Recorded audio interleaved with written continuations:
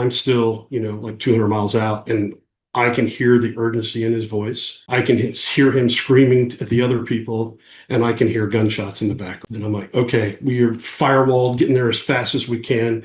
And I'm trying to build a picture of what's going on, but the weather's really bad there as well. There had been a dust storm, and there was a lot of nasty weather in the area. So they had put out a call, in theater, anybody else that was airborne. And the only person or the only other platform that was reasonably close was the B-52. I'm listening to the communication between the guy on the ground and the B-52. And in short, the B-52 could not see the ground. And they're giving a target description. We had PFPS, which is the flight planning software that's running on a laptop with a GPS puck receiver. So you have your crude moving map, but I always carried a hard map as well, just old school. And I'd do the finger distances, range and bearing. And I was looking at where they were at, and I could hear the conversation with the B-52. And I think I talked about this before, the difference between the U's and the H's. The H model pilots were very good at building a mental picture because we didn't have all the fancy displays. And I'm listening to them call the range and bearing, and I'm looking at my map, and I'm like, this is not right. And they were basically, the ground party had been run down a little valley, and their only escape was now go up this mountain. And where they thought they were taking fire from, they were taking it from four directions, but one of the direction they gave the range and bearing, and I looked on my map, and there was a little village there. And the conversation was progressing to the point where they were going to pitch a GBU-31 into that village. And I'm just like, I cannot let this happen. I don't want to, just stop the whole thing here, but I've got to find a way to convince them that I'm right, because I knew I was right. So I got on the radio with the B-52, and I lied. And I said, I don't want you to drop that bomb through my altitude. I'm about to roll in over the target. And they didn't. I was still 40 miles away. So it took me a little while to get over there. Got over the target, and our ROE, I think I talked about it before, we had a different boss every night on the ATO. Usually I worked for a Joint Special Operations Forces commander. If there was excess air power that the soft commander didn't need, he or she would delineate it back over to the CFAC to use at their whim. Rarely did that happen. On this particular night, I was working for a 1-star soft commander. That was my chain of command, not the 3-star CFAC. And the 3-star CFAC rules was nobody goes below 10,000 feet AGL. They didn't want to risk somebody, ground fire or whatever else, AAA. Well, I'm overhead the target, and I can't see anything because I'm in the weather. And now I've got direct radio comms, UHF with these guys, and they are screaming, and they are in a horrible, horrible gunfight. So I'm like, okay, guys, we got no choice. I need extra scanner. Everybody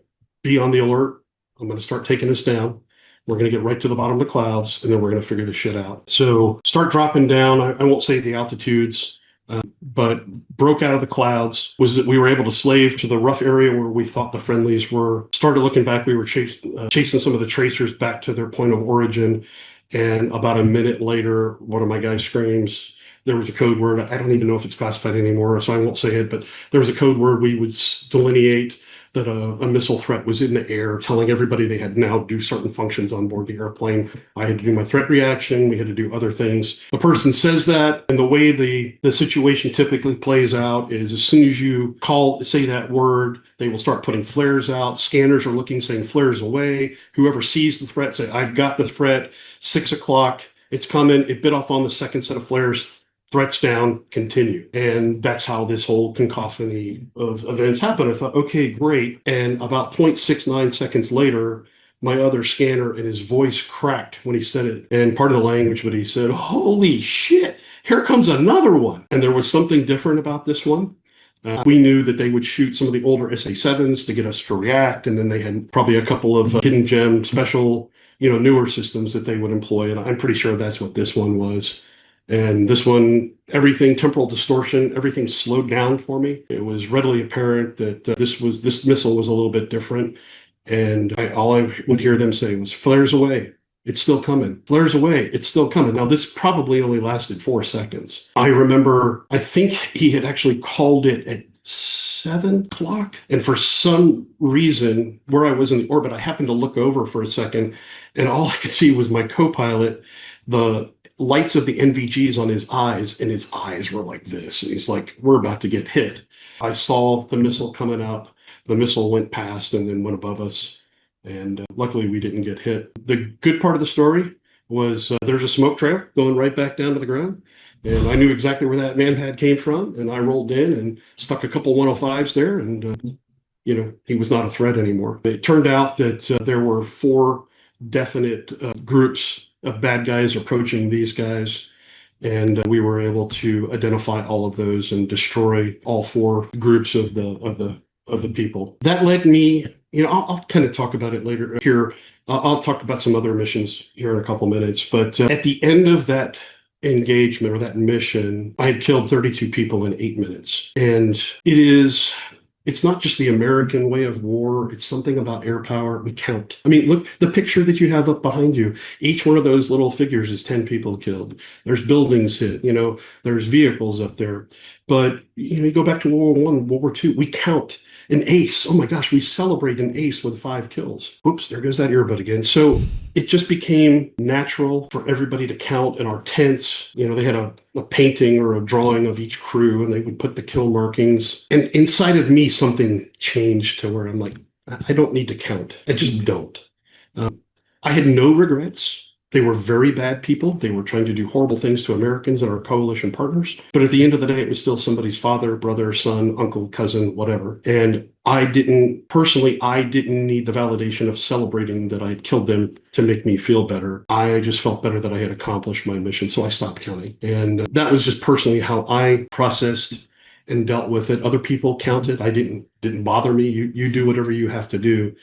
But at the end of that mission, that put my count up into the hundreds. And I just thought, I don't need to do this anymore. And I flew many, many missions after that. And, I don't know what the total is, but it doesn't matter to me. My total is I did my job. I brought every single person on my crew back and I never lost a person on the ground. That's my count. What did the experience then of going below the cloud base and then getting shot at twice, what did that do to your psyche, to your appetite for risk, to your weapons school mind? There's something different that happens, and that's that your fangs come out, especially when somebody shoots at you. Viscerally, it does something inside of you to where I am going to get this guy. But within the gunship community, it is beaten into us, not just in weapons school, just day one of training, that we're not going to leave the guys on the ground. We're going to do everything humanly possible to save them. So that's what was at the forefront of my mind.